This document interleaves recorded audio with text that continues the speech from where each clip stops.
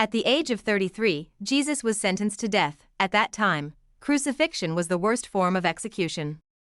Only the most serious criminals were sentenced to crucifixion. For Jesus, this sentence was even more dreadful, because unlike other condemned criminals crucified, Jesus had his hands and feet nailed to the cross. Each nail was 6 to 8 inches long.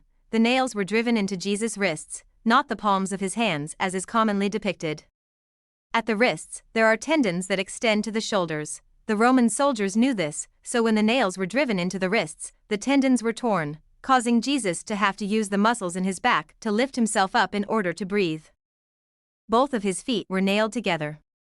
This forced him to support himself on the nail piercing his feet and the cross. Jesus could not support himself on his feet due to the agony, so he had to alternate between arching his back and using his feet to continue breathing. Imagine the struggle, the pain, the anguish, the courage of Jesus as Jesus endured this for over 3 hours. Yes, over 3 hours. Can you imagine this level of suffering? A few minutes before his death, Jesus stopped bleeding. Only water flowed from his wounds. In images, we often see the wounds in the palms of the hands and the wound in the side from the spear, but do we truly comprehend that these were the wounds inflicted on the body of Jesus?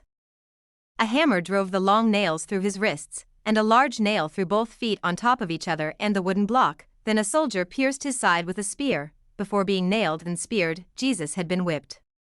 The whipping was so severe that it tore the flesh from his body.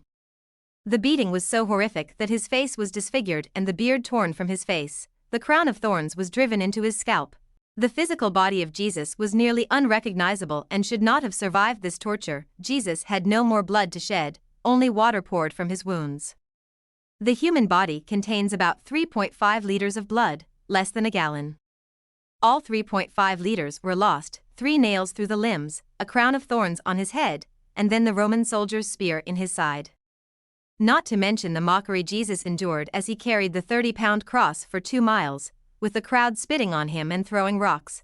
The cross itself weighed 30 pounds, only the crossbeam.